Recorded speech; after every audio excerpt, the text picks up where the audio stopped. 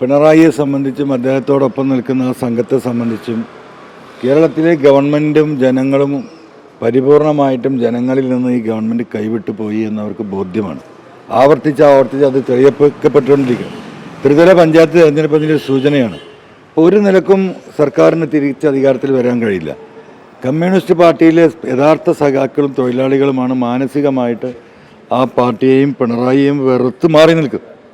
അപ്പോൾ സ്വാഭാവികമായിട്ടും അവരെ ഉത്തേജിപ്പിക്കാൻ വേണ്ടിയിട്ട് എന്ത് ഉത്തേജന മരുന്നുകൾ കൊടുത്താലും സഖാക്കൾ എഴുന്നേറ്റ് നിൽക്കില്ല. കാരണം അത്രയും മാനസികമായി തകർന്ന്. അപ്പോൾ ഇനി എന്താണ് സഖാക്കളെ ഉണർത്താൻ മാർഗം? സംഘർഷങ്ങളുണ്ടാക്കണം, പ്രശ്നങ്ങളുണ്ടാക്കണം, അടിപിടി ഉണ്ടാക്കണം, ബോംബറുണ്ടാക്കണം. ആ ഒരു ലൈനിലേക്ക്, ഒരു അക്രമാസക്തമായ ഒരു ലൈനിലേക്ക് ഇതിനെ കൊണ്ടുപോയി സഖാക്കളെ ഉണർത്താനുള്ള വലിയ ശ്രമം കേരളത്തിൽ നടക്കും. പിണറായി ഇനി കാണുന്നത് അത് മാത്രമാണ്. അതിൻ്റെ ഭാഗമായിരിക്കും. അതിൻ്റെ ഭാഗം തന്നെയാണ്. വീണ ജോർജിനെ ഒരു കേസുകാരൻ തൊട്ടില്ല. അവരവിടെ പോകുന്നു, ഇപ്പുറത്തുനിന്ന് ആളുകൾ കുട്ടികൾ മുദ്രാവാക്യം വിളിക്കുന്നു. കേരളത്തിലെ 3.5 കോടി ജനങ്ങളും ഇപ്പോൾ എല്ലാ ടെലിവിഷൻ ചാനലും വീഡിയോസ് എടുത്തിട്ട് അതാണല്ലോ കാണുന്നത്. അപ്പോൾ ഇതൊക്കെ സൃഷ്ടിക്കുകയാണ്. ഇതൊന്നും യഥാർത്ഥ സംഭവങ്ങളല്ല.